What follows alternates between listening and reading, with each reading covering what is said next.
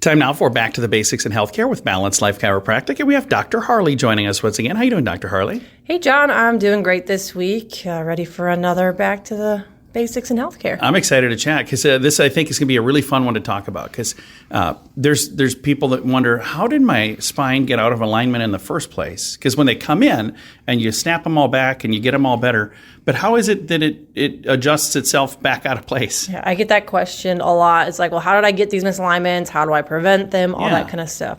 The biggest thing is muscles are pulling on your spine. We have all sorts of muscle attachments to our spine. Our spine's supposed to keep us upright, keep us mobile, so we need that movement.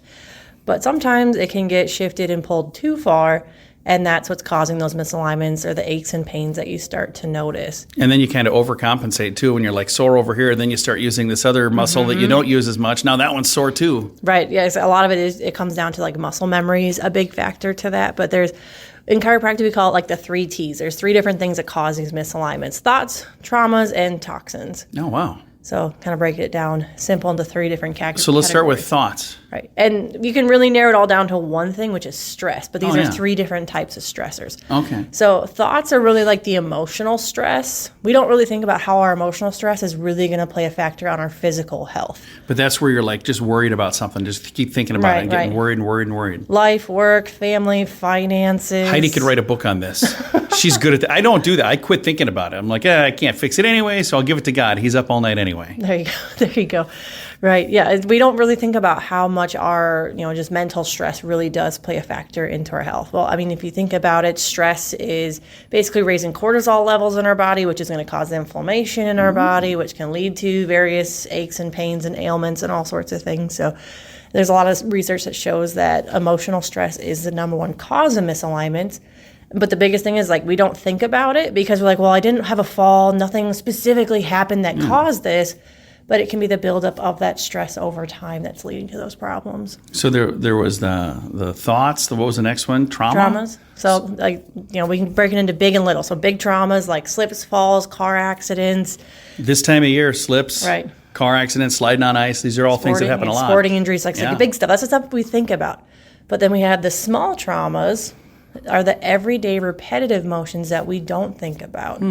How we're sitting at our desk, how we're looking at our phone, how we're watching TV, how we're sleeping. Yeah. The everyday motions. And I suppose now a lot of people hunching down looking at their phones. That probably is more prevalent today than it was 20, 30 years ago. You've probably heard, well, even then it was like books, magazines, even before technology, we still had it, but now it's way more prevalent because we're on our phones all the time versus when you were reading the newspaper, it was only maybe for a little bit of the day. So we call it, forward head posture, text neck, student neck, military neck. That forward head posture basically is going to cause a lot more stress in your neck and shoulders, causing tension headaches, shoulder pain, all sorts of different things like that. And then there was trauma, and the last one was toxins. Toxins. So the things we eat or drink and the things that are in our environment. If there's a lot of pollution, are we running to McDonald's and Starbucks? Are we drinking a 6-pack every night? Are we smoking? The things that we're putting into our body. Yeah. So if you're putting a lot of alcohol in your body, for example. Right. That's again, Heidi could write a book on this. So just kidding. I'm picking on Heidi a lot. She's going to love listening to this one. She's in the other room sharpening a knife right now.